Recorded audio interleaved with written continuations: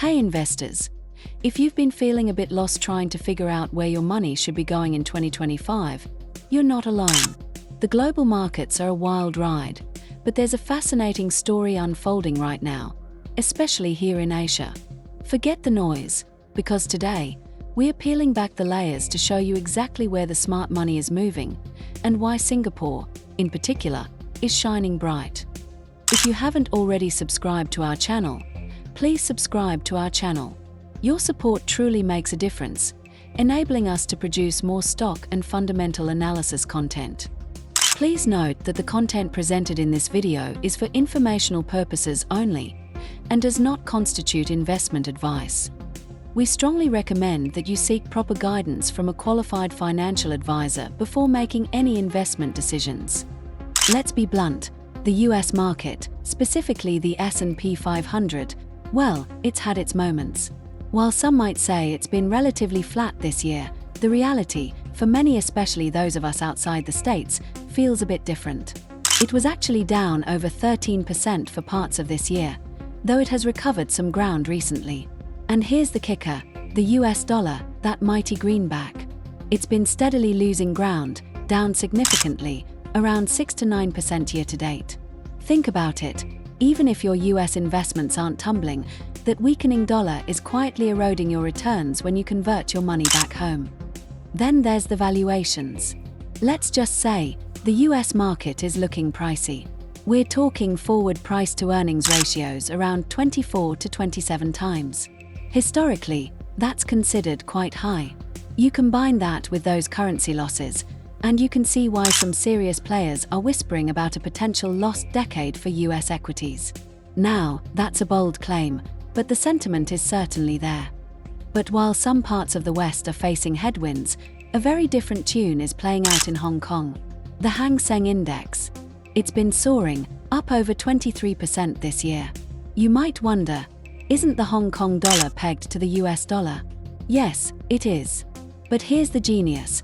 When US interest rates rise faster, it can make US dollar assets more attractive, leading to capital flowing out of Hong Kong. When that happens, the Hong Kong Monetary Authority often steps in. This process can influence local short-term interest rates and ultimately create a more favorable environment for asset markets. It's a delicate dance, but right now, Hong Kong is very much a growth story. Now, let's talk about our home turf, Singapore. Oh, has it been quietly performing?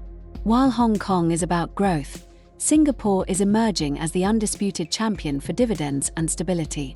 Just look at the STI ETF.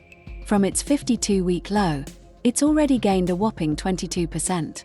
That's serious momentum. And our local blue chips. They're absolutely shining. DBS, up around 36% from its 52-week low. Solid as ever. Singtel, a massive surge, up about 54% from its low. SD Engineering has almost doubled in value from its 52-week low, showing nearly a 100% gain. Incredible performance. However, not every blue chip is hitting it out of the park right now.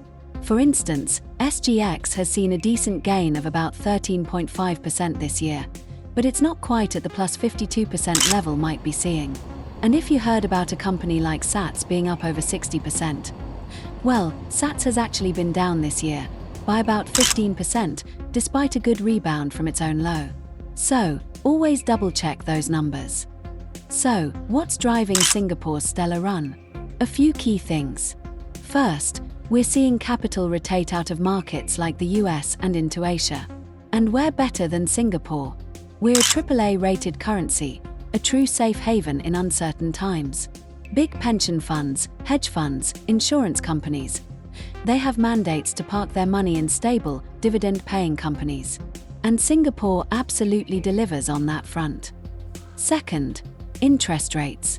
Our SORA is projected to keep easing. What does that mean for you? Lower interest rates make those steady dividend yields from our blue-chip companies even more attractive. And let's not forget the unwavering support from our government. They've consistently shown they'll step in to support businesses during downturns, which gives investors huge confidence. Now, let's talk numbers. The STI isn't exactly cheap, But it's definitely not overvalued either. We're talking about an index trading at roughly 12 times earnings, and here's the best part. It's consistently offering a dividend yield of around 4.4%.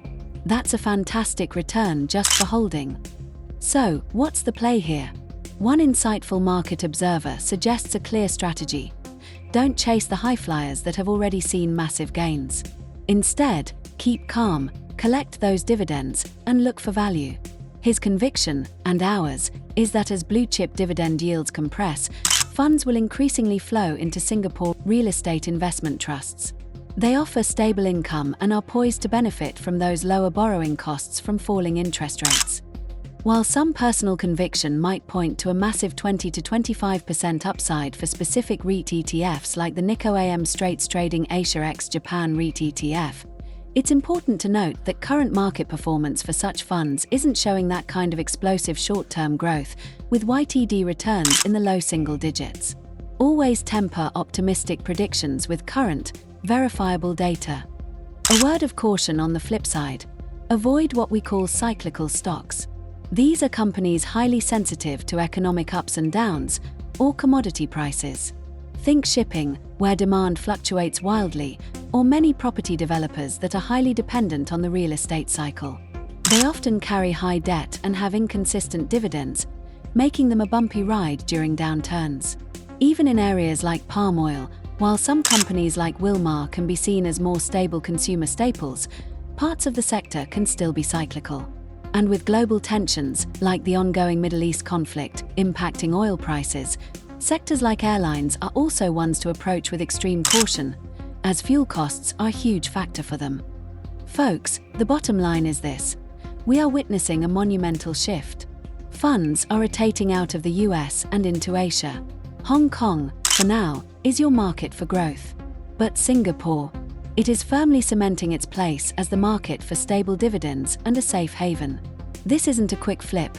This looks like a structural, long-term trend that could play out for the next 3 to 5 years. What do you think? Are you already shifting your portfolio? Let me know in the comments below. And if you found this breakdown helpful, hit that like button, subscribe for more insights, and ring that notification bell so you don't miss our next market deep dive. See you next time.